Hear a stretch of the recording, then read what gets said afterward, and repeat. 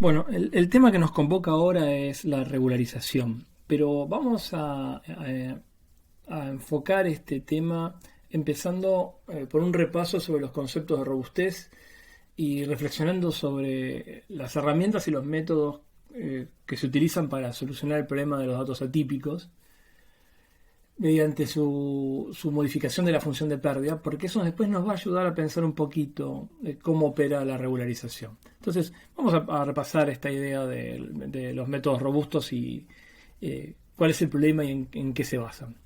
Por supuesto que los métodos robustos nos protegen frente a la presencia de datos atípicos y lo que estos datos atípicos o outliers producen en los ajustes de los modelos.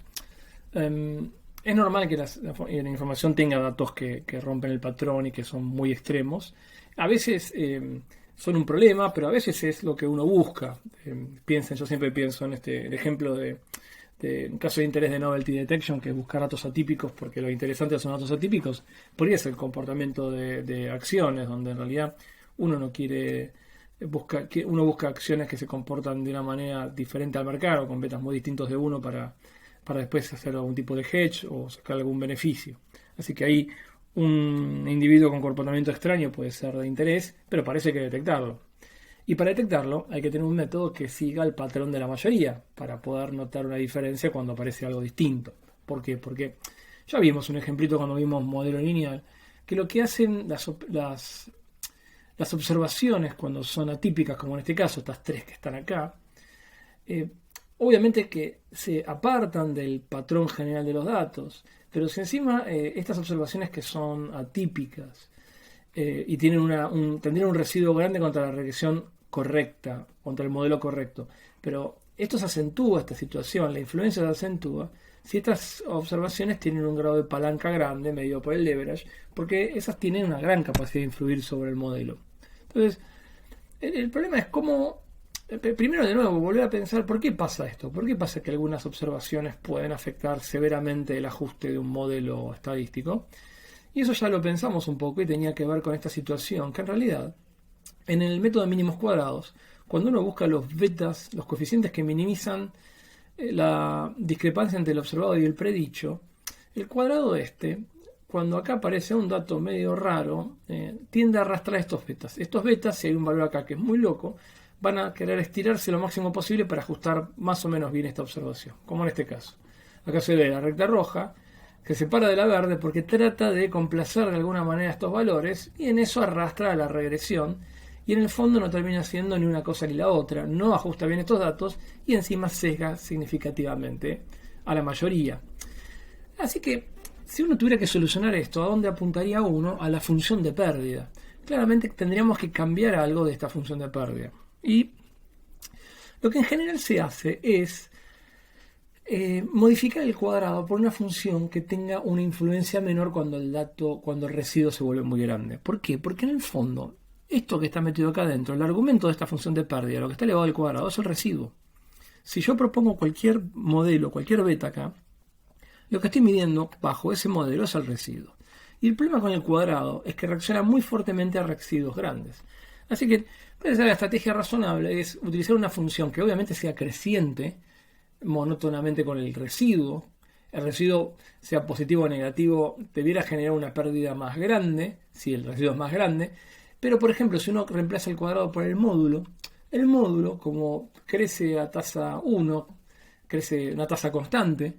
O sea, piense que la derivada del módulo es 1, a diferencia de ser a diferencia del cuadrado, que tiene la tasa es cada vez más grande porque crece en forma lineal. El módulo permite acotar la influencia que residuos grandes tienen en la función de pérdida. Entonces, a este estimador, que se lo llama estimador L1, se llama L1 porque básicamente el módulo en matemáticas se lo suele denominar la distancia en L1. Este estimador ya es muchísimo más robusto. El problema que tiene este estimador es que no es muy robusto, pero es poco eficiente. ¿Por qué? Porque en realidad lo que uno busca es el trade-off entre dos situaciones deseables, que es la forma cuadrática es muy eficiente para residuos chicos. Y recordemos que si no hay datos atípicos, el estimador de mínimos cuadrados, ¿se acuerdan que vimos? Que era BLEU, que era el Best Linear Unbiased Estimator, es el más eficiente. O sea que uno quisiera preservar esta forma cuadrática de la función de pérdida porque le da muchísima eficiencia. Eso quiere decir, minimiza la varianza, es mucho menos variable la estimación. El problema está en valores grandes. Así que la solución esta de utilizar el estimador L1, que en este caso es la función módulo, la roja, el problema que tiene es que en los residuos chicos, al atacar tan abruptamente y moverse tan abruptamente en los residuos muy chiquitos, pierde eficiencia. Entonces, hay otras técnicas. Una es reemplazar el promedio por la mediana, es otra técnica robusta. Mantener el cuadrado, que le da cierta eficiencia al estimador, porque trepa rápido en términos de los residuos, como la función de pérdida clásica de mínimos cuadrados, pero si uno reemplaza el promedio, porque en el fondo esta suma puede ser vista como un promedio, si uno reemplaza el promedio por la mediana, y la mediana es como el estimador robusto, la versión robusta de la media, el estimador se vuelve menos sensible a outliers y se vuelve robusto. Entonces eso mejora un poquitito la performance del L1. A este estimador se lo llama Least Median Squares. Pero las soluciones óptimas vienen de toquetear un poco mejor, más eficientemente la función de pérdida. Y hay unos métodos, como por ejemplo la función de pérdida de Hoover, que lo que hace directamente es, que está escrita acá analíticamente, que es juntar lo mejor de los dos mundos, que es cuando los residuos son chicos, utilizar una función cuadrática, y cuando el residuo crece en valor absoluto, ahí sí pasar a una función que crezca a la tasa del módulo de valor absoluto. Y acá se puede ver la función de Hoover, como crece primero como cuadrática y después se mantiene creciendo linealmente. ¿Sí? Es la curva verde. Quedé dudando al final del video anterior porque esta flecha está apuntando mal, está apuntando a la roja y la curva roja es claramente la función módulo, que es la del L1. Y efectivamente la verde es la de Hoover y uno puede ver que de hecho la verde se pega a la función negra, que es la cuadrática, pero a partir de un cierto punto donde se despegan, crece a una tasa lineal que es paralela a la roja, que es la función módulo. Así que efectivamente la curva verde es la curva de Hoover, que de alguna manera es la que está en este mejor de los dos mundos, porque tiene mucha eficiencia y después tiene aparte la robustez que le da para residuos muy grandes el comportamiento como el módulo, como el valor absoluto. El problema que tienen en general estos estimadores robustos es que no tenemos una forma explícita, cerrada, analítica para estimarlos, y cuando uno hace el procedimiento típico de derivar e igualar a cero, lo que uno obtiene en general son un sistema de ecuaciones, como las ecuaciones normales, pero el problema es que estas ecuaciones no permiten despejar los parámetros. Y en general lo que se hace en la práctica es utilizar metodologías de iteraciones, iterar, para poder encontrar esos estimadores robustos. Y en el fondo cuando uno revisa los métodos, los algoritmos que estiman los métodos robustos, uno descubre que esos procedimientos pueden ser resueltos a la larga utilizando sistemas de ajustes de mínimos cuadrados pesados, donde los pesos provienen de una cuenta que involucra la función de pérdida definida, que en general es robusta, evaluada en la iteración anterior. O sea, ¿qué quiero decir con esto? Que en realidad la estimación concreta de los métodos robustos, la mayoría de ellos se basa en aplicar el procedimiento de mínimos cuadrados ponderados, pesados. Por eso es que también es tan importante el método de mínimos cuadrados ponderados, porque incluso si uno no estima directamente con la función de pérdida cuadrática y utiliza los pesos porque algunas informaciones dan más o menos información o son más o menos creíbles, son herramientas instrumentales auxiliares que permiten resolver problemas más complejos, como los de modificar la función de pérdida. Pero nosotros en realidad yo quería repasar la robustez y la función de pérdida, porque en el fondo yo quería entrar en el tema de regularización, que también es conocido como shrinkage, y en particular mirando dos implementaciones que son las más tradicionales, las más conocidas en estadística, que es la regresión Rich y la regresión Lasso. Así que lo que vamos a hacer ahora es empezar en los próximos videos vamos a mirar y esta lógica de regularización y tratar de también entender el concepto en general y ver hasta a qué otros métodos se extienden. Es esto de la regularización. La regularización muchas veces se lo llama shrinkage, después vamos a ver por qué se le pone este nombre, y es una técnica que tiene varios fines, todos relacionados.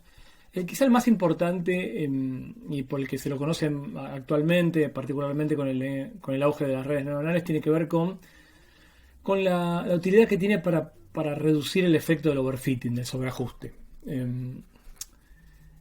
Es una forma natural también de manejar el balance entre el número de observaciones y el número de variables cuando crece mucho el número de variables. En situaciones, en fenómenos donde la cantidad de observaciones es reducida o moderada, pero es muy común tener gran número de variables, en general la propensión al overfitting es muy grande y la regularización es una técnica que automáticamente nos permite controlar esto. También funciona y es un método muy sencillo para poder hacer selección automática de variables y es un método que es conocido como lasso o lazo en castellano. Vimos este problema y lo vimos en regresión lineal múltiple, que no es extraño tener situaciones donde las variables regresoras están muy correlacionadas, fenómeno que se llama multicolinealidad, y en general la técnica Rich de regularización permite eliminar o por lo menos disminuir este problema. Lo que sí tenemos que tener en cuenta es que nada de esto es gratis, tenemos que recordar el trade-off sesgo-varianza. Estas técnicas van a permitir reducir la variabilidad de los estimadores, pero obviamente con el costo en general de aumentar el sesgo de los mismos. Entonces hay que tener un poco de cuidado con eso. Y otro cuidado que tenemos que tener, no olvidarnos nunca, que estas técnicas no son equivariantes por escala. Entonces cuando aplicamos estas técnicas tenemos que estar muy seguros de que las unidades de las variables son comparables, o si no, en caso contrario, de estandarizar las mismas, porque si no, la forma en la cual va a operar la regularización va a ser muy asimétrica en términos de cuáles son las escalas de las variables. Entonces, esto grabémonos en la cabeza, hay que tener mucho cuidado con esto, y sobre todo a veces uno se olvida de la estandarización y puede hacer un desastre. Lejos de ayudarnos puede entorpecernos la dificultad de entender el fenómeno. Entonces hay que recordar que si las variables no son comparables en escala, tienen que ser estandarizadas. Bueno, ¿qué es esto? ¿Cómo operan? Y por eso empecé con robustez, porque van a ver que de nuevo el tema en cuestión es la función de pérdida. Si yo tapo esto que está acá a la derecha, y estoy en un problema de un modelo lineal, y fíjense que lo que estoy modelando en este caso, esto que tengo acá a la izquierda es la clásica función de pérdida cuadrática del modelo lineal multivariado. En este caso yo estoy suponiendo que tengo P covariables. Fíjense que, de nuevo, acuérdense, estoy olvidándome lo que está acá, no le doy bolilla por ahora. Solamente miro la parte que está acá a la izquierda. Acá veo que tengo un modelo que es un modelo lineal, múltiple. Veo claramente que tengo P más un coeficientes, beta 0, y después tengo P betas. Y veo que lo que estoy buscando son los beta que minimizan esta función de pérdida cuadrática. Obviamente que la solución a esto son los estimadores mínimos cuadrados, por definición. ¿Qué es lo que hace la regularización? La regularización a la función de pérdida le suma una penalización, este lambda es positivo y se lo llama parámetro de penalización. Le suma una penalización que tiene en cuenta el tamaño en valor absoluto de los coeficientes. Guarda, no de todos, del coeficiente 1 hasta el P, no el coeficiente de constante. El coeficiente constante beta 0 no entra en la penalización y eso es fundamental. Entonces, ¿qué es lo que hace la penalización de Rich? Le castiga a soluciones que tengan betas grandes en valor absoluto. Si yo me olvido de esto que está acá, esto es una solución típica de mínimos cuadrados. Pero al sumarle esta penalización, como este parámetro lambda es positivo, si esta penalización, esta función de pérdida se optimizaría con valores betas muy grandes, el sumar esta penalización va a hacer que la solución tienda a agarrar valores de betas más chicos o más cercanos a cero. Y de ahí el término de shrinkage, como achicamiento. Porque el agregarle una penalización a esta función de pérdida que penaliza más cuanto más grande es el valor absoluto de los coeficientes. Lo que hace es automáticamente llevar hacia cero los coeficientes. Si no, de hecho, miren, hagamos el siguiente experimento mental. Hagamos tender lambda a infinito. Y es fácil de ver que si lambda tiende a infinito, los betas tienen que tender a cero. La única manera, el beta 1 al beta p me refiero, si lambda tiende a infinito de que esto no se me dispare y no se vaya a infinito, es hacer que estos betas vayan a cero. Por lo cual, cuando lambda tiende a infinito, la solución del estimador Rich es, como estos betas tienen que ir a cero, la solución del estimador Rich es básicamente ajustar por una constante. ¿Qué solución va a ser? Esta constante estimada va a ser, obviamente, la medida de los datos, el I raya. Hagamos el otro experimento mental. Vayamos ahora en lambda hacia cero. Si el lambda va hacia cero, es obvio que, por continuidad, estos betas tienen que tender, a los betas de mínimos cuadrados. Porque si lambda es igual a cero, estos son los estimados de mínimos cuadrados. Y en el fondo esto es continuo. Así que, cuando lambda tiende a cero, la solución del estimador Rich es mínimos cuadrados. O sea que, a grandes rasgos, el estimador Rich, si yo no conozco lambda y tuviera que mover lambda desde 0 hasta infinito, lo que vería es un continuo de soluciones que irían desde los estimadores de mínimos cuadrados en sus betas hacia 0. Y ese proceso se lo llama shrinkage, porque justamente es un achicamiento que depende de lambda. Pero claro, la pregunta que ustedes están haciendo ahora es, ¿cuánto vale lambda? ¿Qué lambda pongo acá? Lambda es un parámetro desconocido, tan desconocido como es beta. Así que vamos a pensar un poquitito ahora sobre cómo encontrar este lambda y por otro lado aparte pensar por qué me serviría tener un lambda distinto de 0. Pero porque ustedes se preguntarán ¿por qué es tan importante el estimador Rich? Que parece una modificación bastante trivial y parece de hecho ensuciar un poco la cuestión, porque en el fondo lo más razonable de la función de pérdida pareciera ser esto, y esto pareciera desviar a la optimización del objetivo final, que en realidad es minimizar la discrepancia entre el observado y el predicho. Esto no pareciera a priori que debiera empeorar las cosas, no mejorarlas. Sin embargo, vamos a mirar un resultado que no deja de ser sorprendente. Es un teorema que tiene ya un par de décadas. Y hay un teorema que demuestra que en realidad siempre existe un valor de lambda del parámetro de penalización, de manera tal que el mean square error, el error cuadrático medio del estimador Rich, siempre es estrictamente más chico que el mean square error del estimador de mínimos cuadrados. Y esto es un poco sorprendente, porque en el fondo, hace 200 años que la humanidad utiliza el estimador de mínimos cuadrados como el estimador más eficiente. ¿Se acuerdan? De hecho, lo vimos hace unos cuantos videos, que es BLEU, ¿no? Es el Best Linear Unbiased Estimator, es el mejor, es el que minimiza el error cuadrático medio. Pero claro, cuidado, es el que minimiza el error cuadrático medio entre los insesgados. Y el estimador Rich es un estimador sesgado. Sin embargo, el generar un pequeño sesgo, lo que este teorema dice en el fondo, es que al existir un lambda mayor a 0, que minimiza el mean square error estrictamente, quiere decir que para ese lambda óptimo, el aumento del sesgo que el estimado de Rich pueda producir, más que compensa, la disminución de la varianza, más que compensa el aumento del sesgo. Ergo, reducimos el error cuadrático medio, o sea, mejora. Dicho de otra manera, vamos a mirar de nuevo la expresión. Si yo acá pongo un lambda positivo, si viniese Dios y me soplase cuál es el lambda óptimo, este pequeño achicamiento en valor absoluto que van a tener los coeficientes beta, claramente van a generar un sesgo. ¿Por qué? Es obvio verlo. Ahora vamos a ver la expresión analítica, pero si el estimador de mínimos cuadrados que coincide con lambda igual a 0 es insesgado, un lambda mayor a 0, al ser un problema de optimización claramente continuo, un lambda mayor a 0 va a tener una solución que es distinta a la anterior. Y si la anterior es insesgada, esta tiene que ser sesgada. Sin embargo, ese sesgo, si el lambda es el óptimo, ese sesgo aumenta en menor medida el error cuadrático medio de lo que lo disminuye la disminución en variabilidad. Y en eso gana en términos de error cuadrático medio.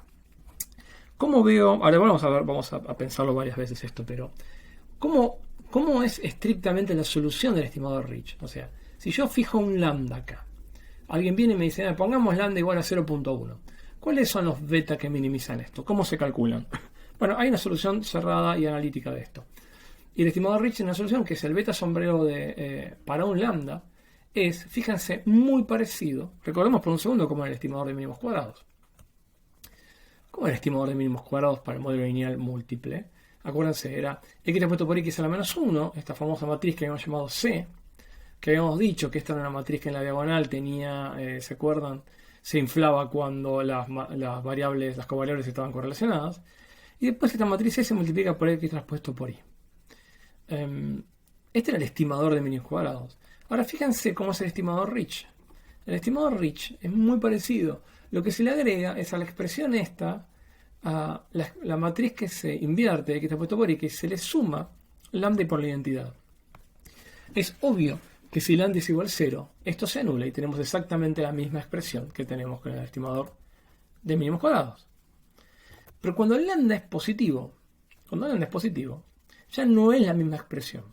Y de hecho, si uno calcula la esperanza y le resta el beta, uno va a observar que el bias, el sesgo del estimador Rich, ya no es más 0. El del mínimos cuadrados es 0, porque la esperanza del beta sombrero es igual a beta, por lo cual el bias, que es la esperanza del beta sombrero menos beta, tendría que ser el vector 0. En este caso no es 0.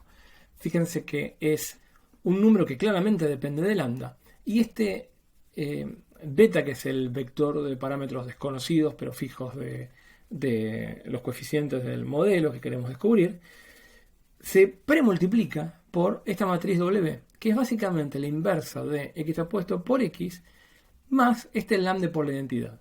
Que este agregado es una perturbación muy chica si lambda es chico. Pero si este lambda es grande, piensen en un lambda grande. De nuevo, esto está bueno hacer el ejercicio mental de imaginarse. Como el lambda es un parámetro continuo que puede ir de 0 a infinito. Imaginemos qué pasa cuando este lambda se vuelve grande. Cuando este lambda se vuelve grande, toda esta matriz se parece más a la identidad que al x traspuesto por x. Y la identidad claramente es una matriz que es fácilmente inversible. De hecho, es la misma. La inversa es la misma matriz. Esto le mejora el condicionamiento a la matriz. Pero más allá de eso, lo vamos a empezar ahora cuando veamos la varianza del estimador. Pero más allá de eso, esta matriz W es un factor que claramente no es 0, es una matriz que no es 0, que se multiplica junto con lambda al vector betas. Y esto claramente introduce sesgo. Y introduce un sesgo de una magnitud que es sistemática. ¿Por qué? Porque que es negativo, porque en el fondo lo que hace el estimador Rich es contraer, es un shrinkage hacia el cero de los estimadores. Tiene un sesgo muy claro, que es que los atrae hacia el origen, al estimador, a la estimación de los beta. Y eso produce este sesgo que de alguna manera tendría que inflar el error cuadrático medio. Digo de alguna manera tendría que inflar, porque también lo que ocurre es que modifica la varianza del estimador. Y de nuevo podemos hacer el jueguito mental de imaginarnos que la varianza del estimador, si este lambda es igual a 0, nos va a dar exactamente la varianza del estimador de mínimos cuadrados. Repasemos un segundo cuál era la varianza del estimador de mínimos cuadrados. La varianza del estimador de mínimos cuadrados era sigma cuadrado por x traspuesto por x a la menos 1, esta famosa matriz C.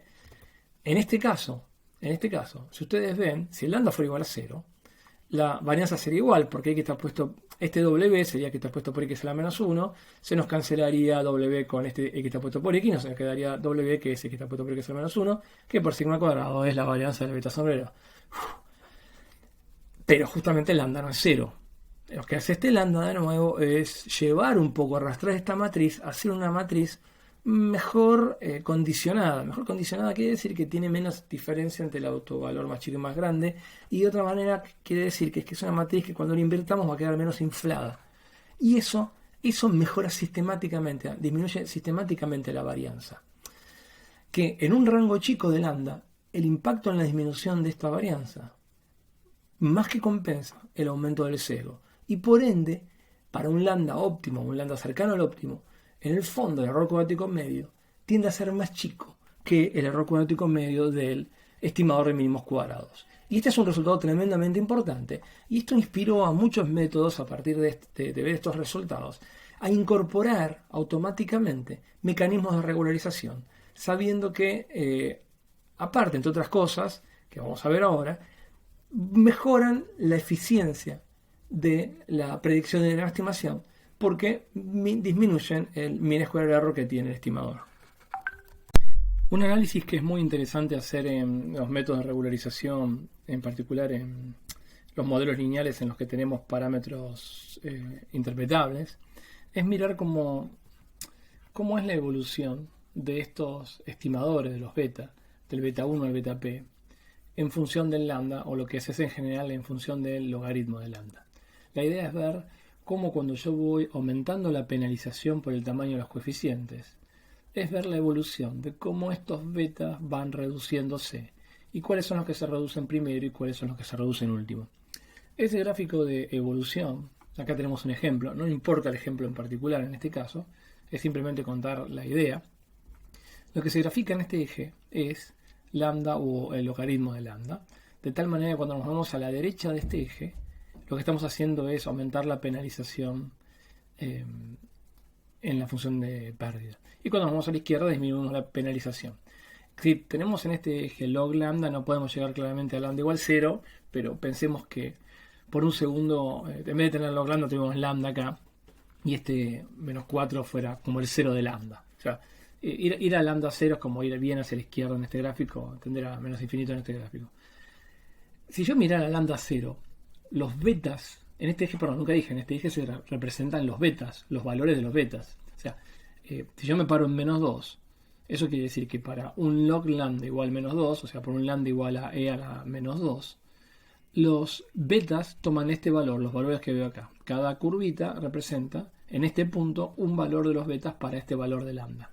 Entonces, si yo me muevo bien hacia la izquierda, lo que estoy mirando en el fondo, si este fuera lambda 0, por ejemplo, estaría viendo cómo son los coeficientes del modelo cuando no hay penalización. O sea, estoy viendo los coeficientes que estimaría el método de mínimos cuadrados. Y conforme me voy moviendo hacia la derecha en la penalización, voy viendo cómo en general todos los coeficientes en general se van reduciendo. Pero no todos. Por ejemplo, fíjense que este coeficiente rojo, en vez de disminuir, aumenta. Porque posiblemente al método le convenga, cuando empiezo a aumentar la penalización, le conviene reducir el valor de este coeficiente, que ya es muy grande. El valor de este coeficiente, siempre cuando digo reducir, estoy pensando en valor absoluto, por supuesto.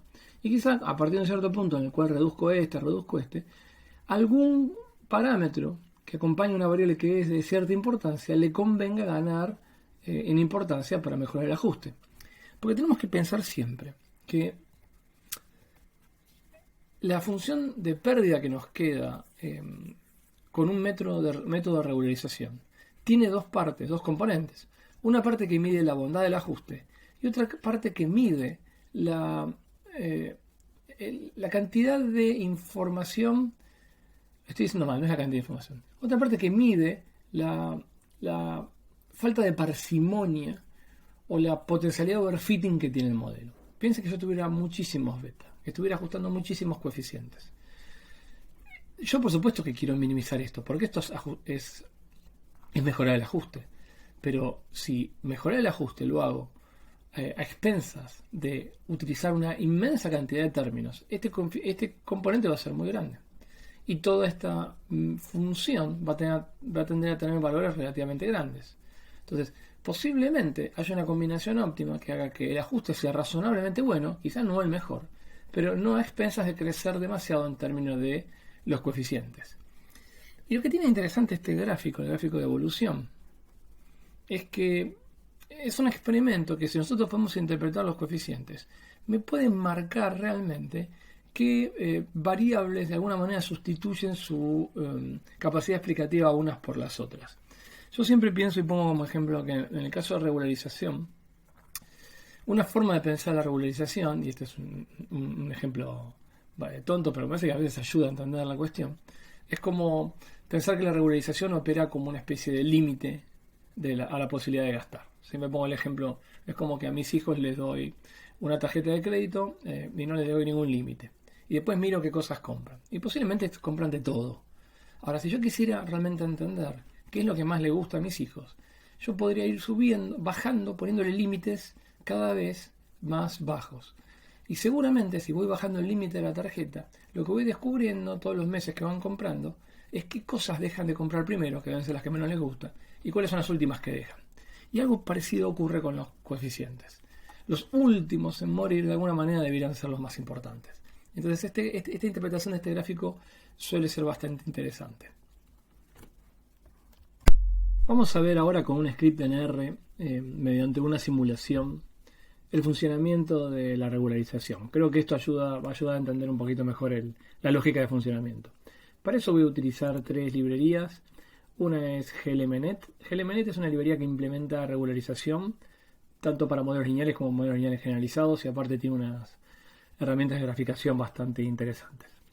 Esta función paquete GGALI permite realizar scatterplots bastante bonitos, y el manipulé lo vamos a utilizar después para hacer un pequeño gráfico dinámico, modificando algún parámetro y viendo cómo reaccionan en función de ese parámetro. Es una especie como de Shiny, pero súper sencillo. Entonces, vamos a hacer la simulación. Primero, por supuesto, para que vean, primero voy a generar los datos, para que vean cómo es la estructura de los datos.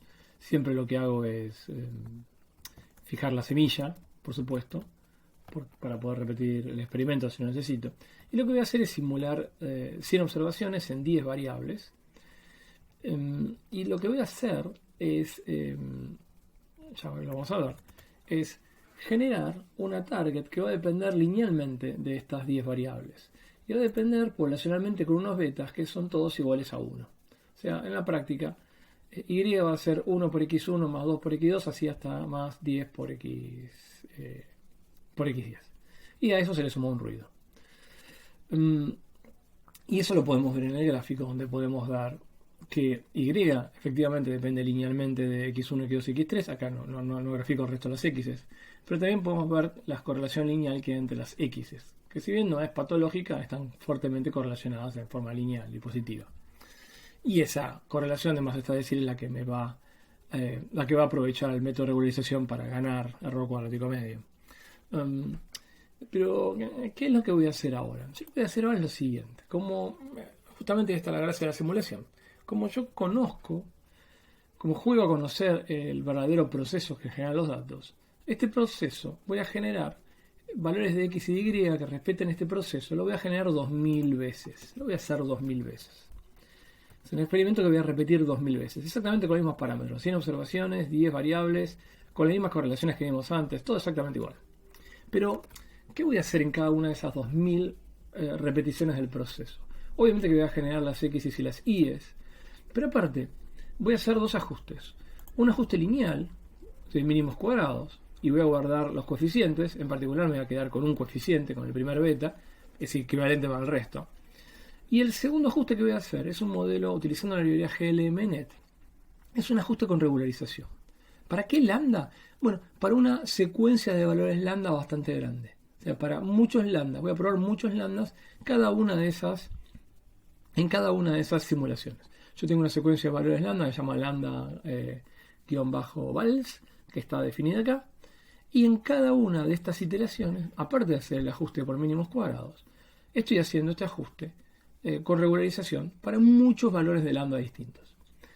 Y estoy guardando obviamente el resultado de las simulaciones, tanto del ajuste Rich como el del ajuste lineal.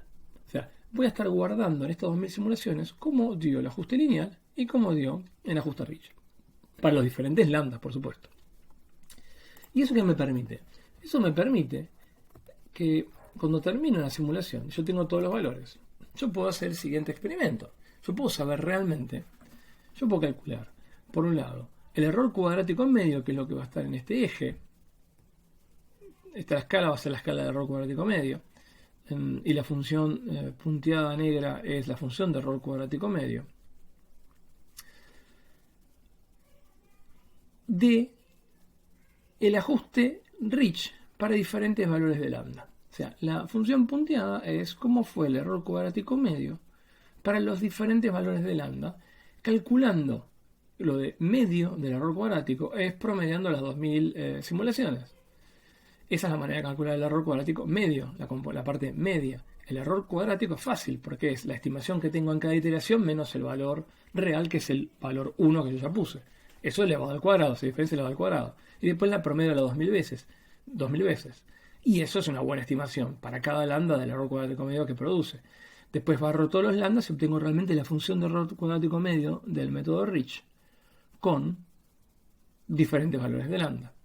Ahora, también tengo el error cuadrático medio de la regresión lineal, que obviamente no depende del lambda, porque el error cuadrático medio de la regresión lineal es como tomar un lambda igual 0. Sería esta curva, si lo hubiera calculado en 0, el error cuadrático de la regresión Rich, tendría que tocarse con esta curva horizontal punteada, que es el error cuadrático medio estimado por la simulación de la regresión por mínimos cuadrados. Y fíjense interesante cómo se observa que, pensemos que la curva punteada arranca acá, conforme va aumentando el lambda, cómo cae el error cuadrático medio, hasta llegar a un mínimo. A partir de ese mínimo empieza a subir hasta que en un momento se equipara con el error cuadrático medio del mínimos cuadrados y después lo supera. Pero claro, este bajar y después subir, ya a esta altura nos debemos estar dando cuenta que debe estar relacionado con el trade-off sesgo-varianza. Porque, dado que tengo hecho una simulación, puedo tomarme el laburito también de graficar el sesgo y la varianza del estimador Rich para diferentes valores de lambda. Así como tengo la función negra punteada, que es la función de error cuadrático medio para diferentes lambdas, según mi simulación, puedo graficar, por ejemplo, la función de sesgo. ¿Cuál es el sesgo estimado para diferentes valores de lambda? Y esa es la función verde. Y puedo ver cómo calculo el sesgo cuadrado, perdón. Es muy fácil, de nuevo. Es cada estimación menos 1, que es la verdad, al cuadrado es el promedio de eso. Perdón, estoy diciendo mal. Es la estimación menos 1, eso al cuadrado.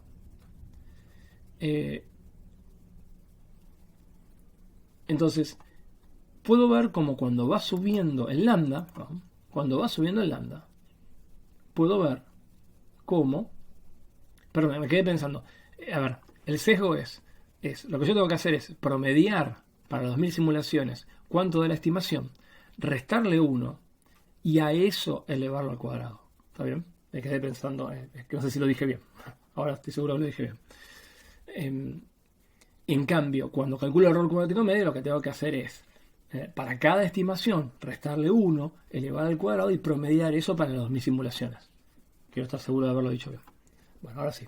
Entonces, tengo el gráfico, la curva verde, que es la evolución del sesgo cuando aumenta el lambda, y la curva de esta rosita es cómo va cambiando la varianza del estimador conforme aumenta el lambda.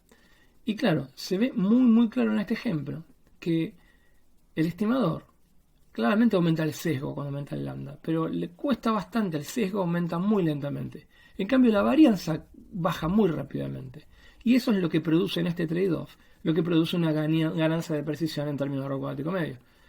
No, al principio, la reducción de varianza es tan grande, tan fuerte, que un pequeño aumento de sesgo no llega a compensar y el estimador se vuelve mucho más preciso, con menor error cuadrático medio.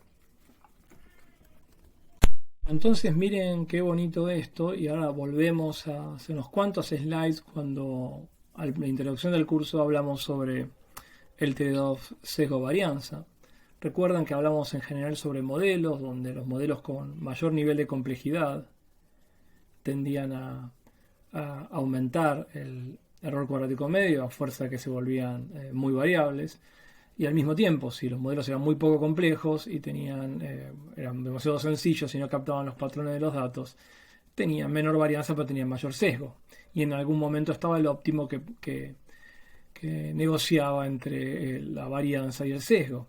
Pero esto lo habíamos planteado en general para diferentes estimadores, diferentes modelos. Pero está claro que lo que está haciendo el estimador Rich y esta noción de trade-off sesgo varianza era estrictamente de manera formal, era la suma de la varianza del estimador más el cuadrado del sesgo, que es el que describí en el último video. Pero fíjense que en el regresor Rich de un modelo lineal, de alguna manera, este parámetro, de alguna manera no, este parámetro, directamente, este parámetro lambda, que es pensado como parámetro de penalización, lo puedo pensar como un parámetro en forma inversa de complejidad. Más grande el lambda, más penalización, menos complejo se vuelve este modelo. Piensen por un segundo, imagínense que tenemos acá un montón de betas, una sola Y, un feature X, pero donde estoy poniendo muchísimas transformaciones de X, lineal, cuadrado, cubo, logaritmo, diferentes transformaciones exponencial, diferentes transformaciones de X con muchos parámetros, un parámetro muy complejo. Si yo pongo lambda igual 0, este modelo es tremendamente complejo porque utiliza toda la potencia de todos estos betas. Pero conforme va aumentando el lambda al penalizar más, de alguna manera la complejidad del modelo va decreciendo. Entonces lo que estoy haciendo cuando estoy aumentando el lambda es moverme. Cuando estoy aumentando el lambda, es moverme hacia zonas de menor complejidad. Y cuando disminuyo el lambda es como moverme hacia zonas de mayor complejidad. O sea que lo que está haciendo el lambda es moverse en este trade-off sesgo-varianza. Y eso es efectivamente lo que estamos viendo en este gráfico. Esta curva negra punteada, que es la estimación del error cuadrático medio en mi simulación, es estrictamente la suma de la curva verde más la curva rosa, donde la curva verde es la curva del sesgo y la rosa es la curva de la varianza del estimador. Entonces es una forma interesante donde uno puede ver concretada, con un único estimador que permite gradualmente, en forma continua, modificar su grado de complejidad, como en este caso el lambda, cómo realmente efectivamente se cumple el trade-off sesgo-varianza y cómo puedo encontrar óptimos de alguna manera, o cómo podría, porque en el fondo acá hay una trampita, yo conozco el verdadero proceso, pero si yo pudiera recrear de una manera razonable esta curva de error cuadrático medio, podría encontrar situaciones óptimas de trade-off en este trade-off de sesgo-varianza. Lo último que quiero sumar, que me parece que es interesante ver, es entender realmente qué es lo que está pasando de una manera dinámica, en la cual, fíjense lo que estoy haciendo ahora. El gráfico este es el gráfico de error cuadrático medio en función de lambda, el mismo que vimos hace un ratito, el mismo. Pero lo que estoy haciendo ahora acá es, voy a poder mover el lambda. Y en este gráfico lo que voy a poder ver, aparte de ver cómo me muevo en la curva de error cuadrático medio cuando muevo los valores de lambda, lo que estoy graficando acá es cómo es la función de distribución del estimador Rich superpuesto a la función de estimación del estimador de mínimos cuadrados. Casi no se ve porque están superpuestos al principio, porque el lambda es muy cercano a 0. Pero acá tengo la función, la distribución del estimador del beta sombrerito Rich y del lazo. Y lo que voy a hacer ahora es, obviamente cuando mueva el lambda y empieza a hacer crecer lambda, ahí se me va a despegar. Y vemos claramente que el azul es la distribución del beta sombrero de Rich, dependiente de lambda, y el rojo es el de mínimos cuadrados. Y fíjense cómo cuando voy aumentando el lambda, voy en el panel de la izquierda, puedo ver que se va achicando el error cuadrático medio, pero en el panel de la derecha puedo entender claramente por qué se va achicando el error cuadrático medio. Porque lo que va haciendo cuando voy aumentando el lambda, y fíjense, voy a arrancar de nuevo desde 0, desde un valor bajo, y voy a volver a subir. Fíjense que al principio, con ínfimos valores de lambda, es mucho más la reducción de la varianza, y al mismo tiempo es mínimo el sesgo que convierte el estimador. Fíjense que la curva roja está centrada en 1, que es el verdadero valor de beta, el poblacional. Ya el azul no está centrada en 1, está apenas corrido hacia la izquierda, hacia el 0 justamente, por el achicamiento que produce Rich. Sin embargo, es mínimo el corrimiento hacia el 0, pero es muchísimo más grande la disminución de varianza del estimador, cómo se vuelve, cómo se contrae y se vuelve mucho más picuda esta distribución del estimador Rich para este lambda. Eso hace que haya un punto, en algún momento un punto, quizás sea este, donde el error cuadrático medio es muchísimo más bajo, porque si bien hay un pequeño sesgo, la reducción de variabilidad es mucho más grande. Obviamente que si sigo dándole a la maquinita del lambda y me pongo muy estricto, empiezo a tener un modelo que, si bien es muy parsimonioso, muy sencillo de alguna manera, porque no deja que los betas se acomoden demasiado, en algún momento ya empiezo a pagar un costo más alto en términos de sesgo del que pago en términos de reducción de variabilidad. Entonces, ya a partir de cierto punto, a partir de este punto, ya tengo un estimador que es malo. No solamente es muy sesgado, sino que aparte no, su varianza no se reduce más. En este punto ya el sesgo creció mucho más que lo que gané en reducción de varianza. Vamos a seguir viendo el tema de regularización, pero lo vamos a relacionar ahora con lo que vimos con el tema de predicción e inferencia y vamos a pensarlo en particular en la situación en una situación de multicolinealidad y vamos a entender cómo es que la regularización ayuda a mejorar la inferencia, básicamente solucionando el problema de multicolinealidad o reduciendo el problema que la multicolinealidad tiene. Entonces vamos a hacer un pequeño ejemplito, vamos a setear la semilla, vamos a hacer un pequeño ejemplito gráfico para entender un poco lo que está pasando y vamos a generar 100 observaciones. Vamos a hacer solamente dos covariables, x1 y x2, e y que va a depender linealmente de x1 y x2, pero claramente vamos a ver que x1 y x2 van a estar fuertemente correlacionadas. De hecho, en este ejercicio van a ver que la media de y tiene un intercept de 3 y tanto x1 como x2 tienen unos coeficientes poblacionales reales de 1. Y vamos a hacer un ajuste lineal. También tenemos 100 observaciones. Y depende de una relación lineal de x1 y x2. O sea, la superficie de respuesta realmente es un plano en función de x1 y x2. Y ambas variables están correlacionadas. Entonces, si miramos un poco el summary, vamos a ver que la estimación del intercept es razonablemente buena, pero la estimación del efecto del beta 1 y el beta 2 es bastante malo. Tendría que ser 1 y 1 y sin embargo fíjense que nos dan errores relativamente grandes. ¿Qué es lo que está pasando? Bueno, lo que está pasando es, vamos a graficarlo, vamos a hacer un grafiquito tridimensional. Vamos a mirar un poquitito. Estos gráficos los hago con una librería llamada RGL, que la recomiendo, es muy muy buena para hacer gráficos tridimensionales. Fíjense lo que está pasando. Obviamente que si miramos la relación entre y y x1 es creciente, podemos mirarlo así, y de x1 es creciente. Miramos la relación entre, ahí tenemos, y de x1 es creciente. Entre y y x2 también es creciente la relación. Pero el problema lo tenemos en la fuerte colinealidad que hay entre x1 y x2. ¿Por qué? Porque fíjense, vamos a ver cuál es el verdadero, vamos a superponer en esto el verdadero plano de respuesta. La verdadera superficie de respuesta, este es el plano real, también que tiene, coincide con los coeficientes de beta 1 y beta 2 igual a 1. Esta es la verdadera superficie de respuesta. Que obviamente,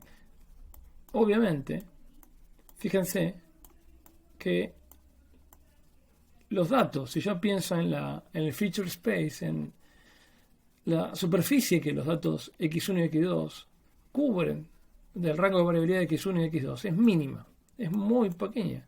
Hay grandes zonas muy importantes donde no veo ninguna observación. Entonces, vamos a superponer ahora a este plano que es el verdadero, en verde vamos a tener el verdadero, vamos a suponer el plano ajustado por el modelo lineal. Porque en el fondo, como estamos ajustando una y en función de x1 y x2, lo que tenemos es un plano. Y vamos a ver que, obviamente, en rojo está el plano nuevo. Claramente el plano no coincide. Pero, y esto lo vimos ya cuando vimos modelo lineal múltiple, fíjense qué interesante, que si bien no coinciden los planos en general, si hay una zona donde ambos planos coinciden, y no casualmente, la zona donde los dos planos coinciden, es la zona en donde tengo la mayor cantidad de información de la muestra, que es en la relación lineal entre x1 y x2. En esa zona, el plano ajustado coincide completamente con el plano real. Esto quiere decir, y esto es una forma gráfica de ver, que si yo tengo que predecir a y con el ajuste, si la evalúo, si la predicción de y está en una zona como las que observé, donde x1 y x2 es parecido, no importa si x1 y x2 es grande o es chico, la predicción va a ser realmente muy buena. La predicción va a ser muy buena, le voy a pegar perfecto. Ahora, el problema lo voy a tener cuando me aleje de esta zona de variabilidad conjunta de x1 y x2 y lo evalúe, por ejemplo, en un punto donde x1 tiene un valor muy distinto de x2. En ese lugar, el plano, la respuesta verdadera y la respuesta ajustada son muy distintas. para ver que esto ocurre sistemáticamente podríamos repetir esto 10 veces. Miren, vamos a hacerlo. Vamos a repetir 10 veces y veamos cuáles son, cómo se comparan con la realidad los 10 ajustes. Y vamos a ver que básicamente el problema es el mismo. Fíjense la gran variabilidad que tienen las regresiones de mínimos cuadrados en situaciones como esta. Y de nuevo, fíjense la predicción, fíjense cómo en realidad todas las 10 estimaciones, si yo voy a predecir Y en zonas de X1 y X2 observadas, la predicción va a ser excelente. Pero la predicción va a ser muy mala cuando esté en zonas no observadas. Lo que vamos a ver ahora es qué pasa cuando aplicamos Rich. Vamos a aplicar Rich. Entonces vamos a setear semilla, el mismo setting que antes, todo exactamente igual. El mismo proceso. Pero lo que vamos a hacer ahora, fíjense, vamos a aplicar una regresión Rich para diferentes valores de lambda. Fíjense que el lambda lo estoy moviendo acá entre el 0 y el valor 6. 6 es muy grande claramente. De intervalos de 0.01. O sea, estoy grillando los lambdas de 0 hasta 6 en forma muy muy fina. Y vamos a ver, fíjense, cómo es la evolución de los coeficientes del estimador Rich en función de lambda. Fíjense lo que ocurre. Miren cómo cuando arrancan, y acá no llega a lambda igual 0, acá estamos en log lambda, para que se vea más clara la evolución. Por más que me pierdo lambda igual 0, recuerden que en el lambda igual 0, los estimadores mínimos cuadrados llegaban hasta 0.5 y 1.5. O sea que se divergían todavía más. Con valores muy distintos a los reales, que es la línea punteada verde. Y fíjense conforme voy moviendo el lambda, ambos coeficientes se van acercando, uno por arriba y otro por abajo, se van acercando al verdadero valor. Obviamente, y esto es esencial, por supuesto que no hay un punto en el cual los dos coincidan con el verdadero, porque aquí hay un proceso de shrinkage inevitable, que es que los dos van, incluso en el momento que están relativamente cerca, ya están sesgados hacia el cero. Pero porque justamente ese proceso, estos métodos se los llama de shrinkage, porque los van achicando, los van tironeando, los atan hacia el cero. Pero es ese atar hacia el cero el que evita que las soluciones se disparen en este overfitting que estamos viendo acá. ¿Por qué digo overfitting? Porque ustedes dirán, bueno, ¿por qué es overfitting esto? Bueno, porque el overfitting, recordamos siempre, es un problema de alta variabilidad. Y el hecho de que el beta 1 termine dando en mínimos cuadrados una estimación lo vamos a tener en algún lado acá, 1.55, y que beta 2 dé mucho más chico, de la tercera parte, 0.46, cuando en realidad las poblaciones son iguales, es seguramente un problema puramente aleatorio, de que debe haber algún datito que la relación entre X1 y Y lo hace un poquito más inclinado, y automáticamente el modelo a esos 2 o 3 datos más que marcan una relación más fuerte, hace que estimen mucho más alto. De ahí se produce la variabilidad. O sea, es realmente una situación de overfitting. Lo que está pasando acá es que lo que produce en el fondo la colinealidad es un overfitting. O sea, hace que en el fondo, si yo pienso en una situación de colinealidad, tengo muy poca información y el modelo se ajusta en exceso a esa poca información. No hay suficiente información como para realmente captar un efecto de X1 y X2 diferencial. Esto está erróneamente captado. Lo que el modelo en realidad, los datos transmiten es información conjunta sobre X1 y X2 parecidos. En ese sentido el modelo está sobreparametrizado, queriendo estimar efectos para los cuales no tiene información. Efectos separados de X1 y X2 y no tiene información. Y ahí overfitea. Fíjense que lo que hace Rich en el fondo es al forzar y penalizar valores grandes, automáticamente el valor muy muy grande, valor muy muy grande se va reduciendo, y conforme este valor del beta 1 estimado se va reduciendo, incluso le va dando la posibilidad al beta 2 de tener un valor más razonable. Un gráfico que no vimos todavía pero que es muy interesante es, y esto se puede hacer realmente con los datos, acá no hay trampa, esto lo hace el paquete GLMNet con una única muestra. Lo que hace este paquete es, de nuevo, poner en este eje el logaritmo de lambda. O sea, conforme nos movemos a la derecha, el proceso regularizador se hace más fuerte. Pero lo que muestra en este gráfico, en este eje, es, medido por validación cruzada, la estimación del mean square error de la estimación, valga la redundancia, para un lambda fijo. Entonces, lo que va haciendo esta librería es, de una manera bastante eficiente, mover el lambda y en cada caso, por validación cruzada, estima el mean square error. Y fíjense, o sea que acá no hay trampa, quiero decir, esto lo puede hacer uno con un conjunto de datos reales y no haciendo el jueguito de simulación que hago yo, donde yo conozco el proceso y repito eso muchas veces. Esto está basado en una única muestra. Y fíjense que es interesante notar cómo, incluso en la estimación de validación cruzada, uno puede subir mucho en lambda y no vemos un aumento del error cuadrático medio. El error cuadrático medio empieza a crecer muchísimo recién a partir de valores muy grandes de lambda. Esto muestra cuando esto ocurre, quiere decir que en el fondo hay un exceso de variabilidad en el modelo y nos beneficiamos por aumentar el lambda y penalizar por ese exceso de parametrización. Esta función, por supuesto, arroja también los valores del lambda mínimo y también arroja una opción que es una variante un poco más regularizada, que es no es el lambda en el cual se obtiene el valor mínimo, sino que es un lambda un poquito mayor, en el cual es el lambda más grande que se puede poner que no supere un desvío estándar del lambda mínimo. Es como una especie de regla para decir, bueno, si yo quiero regularizar más, ¿hasta dónde puedo llegar sin ya tener la seguridad estadística que en realidad estoy regularizando de más? Y esta es como la otra opción. Y uno puede observar en estos casos cuáles son los valores de los coeficientes, por ejemplo, que quedan con el lambda mínimo. Y si miran bien van a ver que es un ajuste bastante razonable, digamos, mucho más razonable y más parecido a la verdad que en los otros casos. Y podemos probar, por ejemplo, de nuevo cómo ajustar muchas revisiones Rich para ver en la práctica cómo quedarían.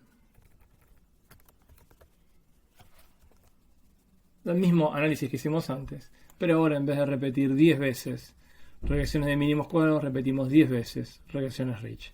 Y podemos ver, fíjense, que de nuevo, por supuesto, la predicción es muy buena, pero ahora ya la estimación, fíjense, del plano es muchísimo mejor y es mucho más estable. O sea, lo que hace la regularización en forma sistemática es estabilizar la estimación de los betas. Entonces, estos efectos ajustados ahora son mucho más creíbles. Vamos a ver otra técnica de regularización diferente a Rich. Tienen la misma idea, pero en este caso que vamos a ver ahora, en vez de la penalización ejercerse sobre el cuadrado, la norma cuadrado de los parámetros, lo que hace la técnica que se llama lazo o lazo es penalizar por la suma del valor absoluto de los coeficientes del beta 1 al beta p. Y uno cuando ve esto dice, cambiamos cuadrado por módulo. ¿Qué diferencia hay? En el fondo no es más que penalizar por el tamaño en valor absoluto de los coeficientes, el cuadrado lineal. Pero ya, cuando arrancó este tema, no casualmente yo arranqué con robustez, y les mostré que la diferencia entre el cuadrado y el módulo puede ser muy grande, por más que las dos sean funciones crecientes con el módulo del argumento. Y acá pasa algo muy llamativo. Y lo que ocurre es que, si bien el objetivo es el mismo, que es el de atajar a los coeficientes y que no overfiteen y que se comporten de una manera más estable, en la práctica, y vamos a ver un grafiquito, lo que ocurre conforme aumenta el lambda, lo que le ocurre a las estimaciones de los coeficientes es, por supuesto que en términos generales se van reduciendo. Lo interesante en este caso es que a partir de un cierto lambda, algunos de estos estimadores se colapsan directamente hacia el cero y se permanecen en cero. Como por ejemplo podemos ver en el caso de el coeficiente que se marca en una curva verde. Va decreciendo conforme va aumentando el lambda, pero hay un punto a partir del cual este coeficiente se vuelve cero. Y esto es importante notar la diferencia, porque el hecho de que para un cierto lambda ya la solución, la SU, tenga coeficientes iguales a cero y algunos distintos de cero, lo convierte en este método en una herramienta natural para seleccionar modelos, para elegir variables. Porque, por ejemplo, supongamos que llegamos a un lambda óptimo de log lambda igual a menos 4, en este caso. Ya vemos que hay unos cuantos coeficientes que son iguales a 0. De hecho, en este gráfico, en el eje superior, en general, se va marcando, cuando es el estimador LASU, la cantidad de coeficientes que quedan distintos de 0. Entonces podemos ir viendo conforme vamos aumentando el grado de regularización, cómo van decayendo la cantidad de coeficientes distintos de 0. Por ejemplo, en un valor muy extremo de log lambda igual a menos 2, vemos que solamente un coeficiente queda distinto de 0.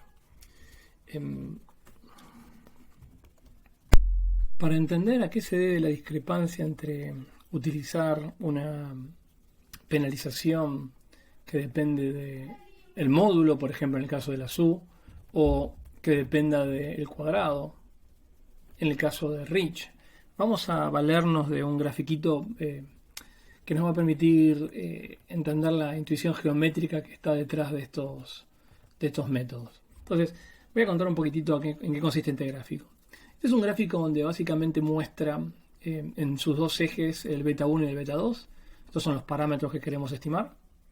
Y en este gráfico lo primero que tenemos que hacer notar es el puntito este rojo que coincide con la estimación de mínimos cuadrados. O sea, si nos olvidáramos ahora de la restricción de la penalización, tanto para Rich como para Lasso, y pensáramos solamente en la función de pérdida de mínimos cuadrados, nosotros tendremos un beta cuando no penalizamos de ninguna manera, que sería un beta sombrerito, o sea, un valor de beta 1 sombrero y beta 2 sombrero que coincidiría con este punto.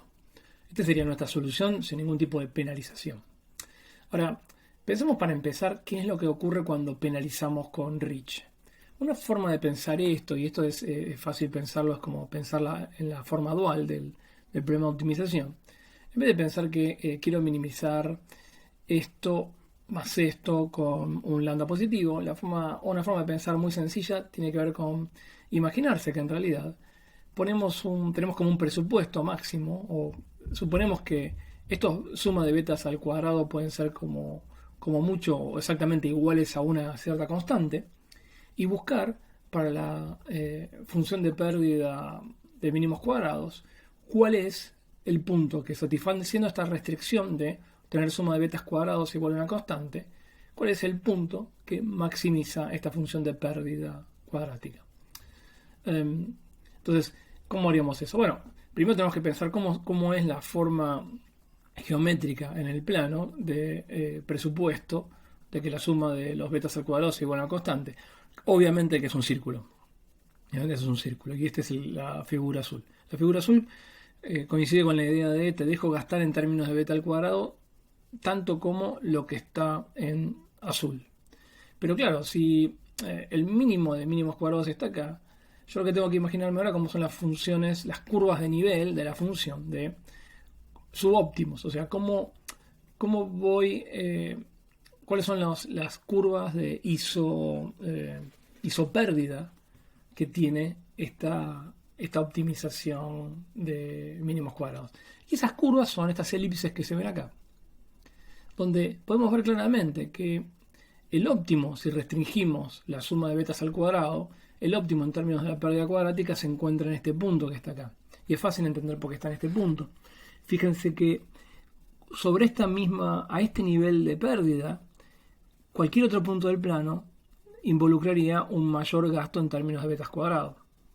O al revés, si yo quisiera gastar menos en términos de beta cuadrado, la única posibilidad, fíjense, es saltar a una curva de nivel con mayor pérdida. Así que se ve claramente que este es un punto óptimo. Y fíjense que este punto óptimo claramente no está en una situación degenerada ni de beta 1 igual 0, ni de beta 2 igual 0. Pero fíjense qué pasa ahora cuando saltamos a la restricción, a la penalización que pone la SU, que es una restricción en términos de suma de valor absoluto.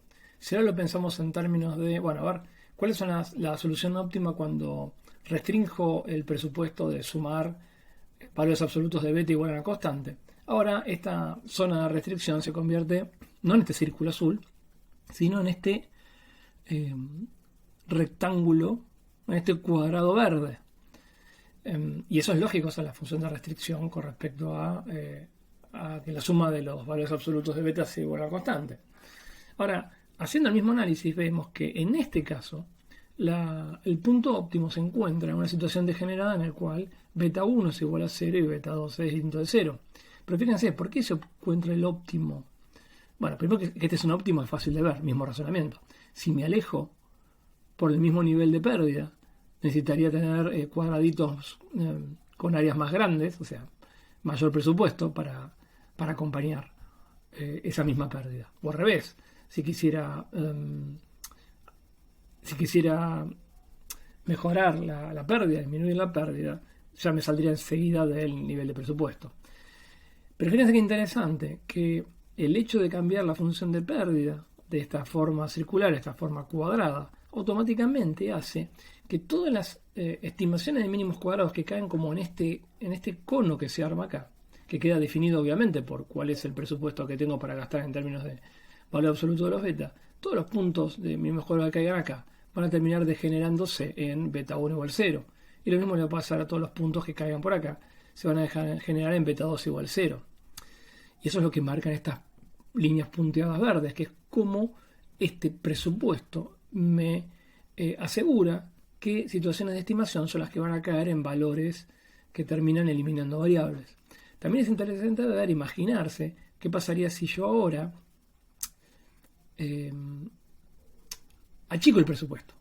¿Está bien? O sea, achicar el presupuesto significa achicar el área de este cuadrado verde. Hacer un cuadrado verde, por ejemplo, que vaya de acá hasta acá, de acá hasta acá, de ahí hasta acá, de acá hasta acá. Y está clarísimo que ahora son mucho más los casos de estimación de mínimos cuadrados que, bajo la restricción de lazo, terminarían degenerándose en betas iguales a 0. Esto permite ver varias cosas. Primero, fíjense cómo dependen las soluciones de el nivel de penalización o el nivel de restricción que pongo. Y aparte permite ver la gran diferencia que hay entre penalizar con cuadrado o penalizar con módulo. Una corrección con respecto a lo que dije antes. En un momento hablé de maximizar la pérdida y por supuesto eso está mal. Uno lo que siempre trata es de minimizar la pérdida, o en su defecto por lo menos en optimizarlo. Así que eso es un error. Y otro comentario es, en la práctica lo que hace GLMNet, y esto está tomado del help de la librería, es utilizar una función de pérdida que en realidad mezcla tanto la pérdida en términos de penalización cuadrática como la penalización en L1 de los coeficientes, la de valor absoluto. Y esto se ve acá. Esta es la parte de mínimos cuadrados que se mantiene inalterada, con la posibilidad, por supuesto, de agregarle pesos. Este W sub son los pesos que uno le puede agregar. Pero fíjense que el lambda, esta constante de penalización, se afecta tanto a la componente cuadrática de la penalización multiplicada por 1 menos alfa y afecta, multiplicando por alfa, a la penalización en L1. Eso quiere decir que cuando alfa es igual a 1 estamos en presencia de lazo, porque esto se vuelve 0 y esta parte no opera. Al revés, cuando alfa es igual a 0 estamos en presencia, esta parte es 1 y estamos en presencia de Rich. Pero para cualquier alfa intermedio, lo que hace el método es optimizar una combinación convexa de ambas métricas, dando una solución distinta que no es ni exactamente la solución de lazo ni exactamente la solución de Rich. Y a esta combinación convexa en general se le llama, a esta lógica se llama ElasticNet. Y estos casos particulares de ElasticNet, que son lazo y Rich, en general en esta función se definen utilizando alfas iguales a 0 o iguales a 1. Entonces ustedes van a ver en mis scripts, y después vamos a hacer un script aplicando el modo de problema de lluvia, que cuando uno quiere, por ejemplo, correr lazo, en la función glmnet uno le tiene que aplicar un argumento alfa, donde por ejemplo en este caso alfa es igual a 1, para que sea igual a lazo. Otro comentario que creo que es relevante hacer con respecto al lazo es observar, por ejemplo, en este ejemplo es una situación en la cual estamos prediciendo la lluvia en función de una importante cantidad de variables. Decía, es observar cómo la tasa de cambio, o sea, la pendiente, la derivada de estas curvas de la evolución de los coeficientes en función del lambda, en este caso es el log lambda, cambia, esta derivada cambia cuando sale alguna variable, por ejemplo, cuando esa variable se vuelve cero. Por ejemplo, en este caso, donde esta variable, la variable número 5, su coeficiente se vuelve cero a partir de un cierto nivel de penalización. Fíjense cómo se ve claro en esta otra variable, la de color azul, cómo cambia la tasa de decaimiento.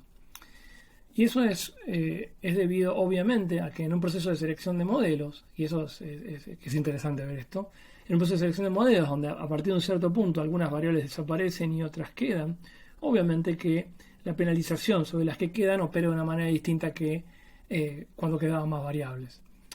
De hecho, en este gráfico, uno porque tiene graficado log lambda, pero si uno graficara en función de lambda, lo que veríamos es que en realidad en cualquier punto de lambda que nos paremos, vamos a ver que la derivada de esta evolución de coeficientes es constante, o sea, la tasa es lineal, y lo que cambia cada vez que sale alguna variable del modelo es esa derivada, esa constante.